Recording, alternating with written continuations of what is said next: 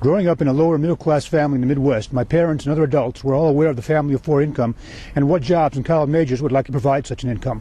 There was little interest in jobs that paid millions, but great interest in jobs that allowed you to raise a family, own a house and car in a safe neighborhood with good schools, a hospital, a church, and convenient shopping. In fact, an interest in wealth beyond that was considered tawdry at best and dismissed with lines such as, "We don't want that kind of money." This was an outgrowth of the efforts of the World War II generation who came home from a war to create an economy that included jobs with family of four incomes, security, 40-hour work weeks, vacations, insurance, retirement, pension plans, and Social Security. They provided good schools, immunizations, and doctor checkups for the kids, and they saw pets and family vacations as important to raising children. They also supported unions to help guarantee the whole family of four system. My father would leave work decisively every day at 5 to go home for dinner and take care of his kids. We always expected him at 6 minutes after 5. His insistence on leaving not earlier or later than 5 was part of the discipline that the World War II generation agreed was necessary to create the family of four income. It was not greed as good. It was good-hearted and family-oriented. It was a true right wing. The right wing that people feel nostalgia for, that was destroyed by Reagan, and the broken right wing that has followed him. It was not the right wing that would bury the family of four income and tack job security, 40-hour work weeks, vacations, insurance, retirement, pension plans, and Social Security. It was a generation that kept a wary eye on the wealthy, recognized the sneer, spin, and frozen countenances of the greedy. Since Reagan, all that has diminished significantly as the wealthy have continued to take more and more family of four incomes out of their companies, their communities, the stockholders' pockets, and the U.S. economy, and put it in the pockets of the upper 10%. There is no excuse for it. It is not based on family values. It is not based on the family of four income. It is based on personal greed. Trickle-down is as much a joke to them as the claim that cutting taxes to the rich will create jobs. Both are snide dismissals of the thinking public who recognize that trickle-down and cutting the taxes on the rich are merely more hands in their pockets, taking away the wealth that have rightly earned and which deserves to go to their families. Let's assume, for the sake of easy math, that a family of four income is $50,000 per year. With that figure in mind, we can note that each $100,000 executive bonus takes two family of four incomes out of the company, the community, the stockholders' pockets, and the U.S. economy. Every seven-figure annual income takes 20 family of four incomes out of the company, the community, the stockholders' pockets, and the U.S. economy every year. Every nine-figure annual income takes 200 family of four incomes out of the company, the economy, the community, and the U.S. economy every year. One $25 million severance package for failed performance takes 500 family of four incomes out of the company, the community, and the U.S. economy every time. The presence of ATMs saved banks billions in salary packages, and yet rather than paying us 50 cents each time we use it, they charge us instead and think that we are unaware of the guile behind this. There are countless examples of the shiftless, cunning, conning mentality of the broken right wing, but little as yet that can be done about it.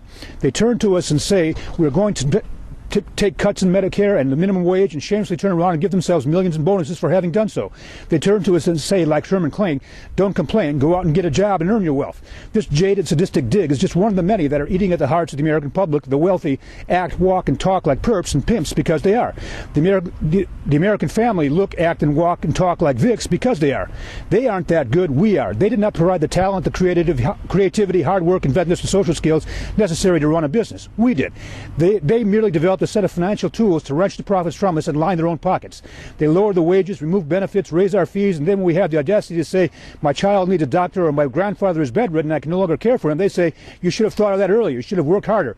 And then for the brilliance of those rejoinders, they give themselves another $1 million bonus and create a nine-figure income for a crony. They are not making this wealth, they are taking it, and it's time to take it back.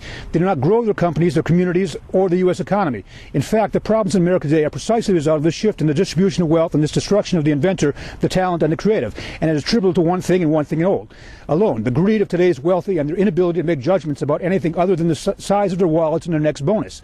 They could see Social Security running at a profit if they did not see a huge sum of money that could be transferred into their pockets. They could realize government jobs are good jobs if they did not see the government payroll as a target. If they did not have their hands and minds on everybody else's wealth, they could see that local, state, and federal governments would be far more interested in creating jobs with family of four incomes than wealthy ever would be. There would be no mansions or yachts to pay for if the government were creating the jobs. The right wing has gone so far off track as to see themselves as the new fascists and the liberals as the new non-Aryans.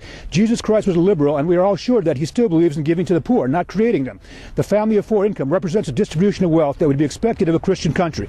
The current distribution of wealth looks like the Rome of Christ's time more than anything that developed out of Christianity. The frustration of the American working public is profound and justified, and the Occupy movements indicate the mere tip of an iceberg of a growing mass movement to get jobs, houses, and families back from the broken right wing that took it, the evil broken right wing that took it. Fortunately, there's a solution at hand to return the distribution of wealth the way it was in the 50s. We simply need to surtax the rich. President Obama had a 5.6% surtax on the rich on the table. It was then whittled down to 3% and is now out. It was in his American jobs package. And we can look at this as a good start that hits exactly the right note. We can surtax them to pay the national debt. We can surtax them to fix Social Security. We can surtax them to put student grants and loans back on the table to the levels they were in the 70s. We can surtax them again and again and again until the wealthy sit up straight, fold their hands nicely on the table, admit they were wrong, and put the money back. We can also be sure that a surtax the rich bill is as easily available and as easily implemented as a draft bill. The former defend us from the rich who demonstrated they can become internal enemies, and the latter to defend us from external enemies. There is no need for discussion or debate. This is not about a fair tax. It is punitive. We can make or break the 2012 election around the surtax. President Obama has one ready to go. How about the family values right wing? Let's get a surtax.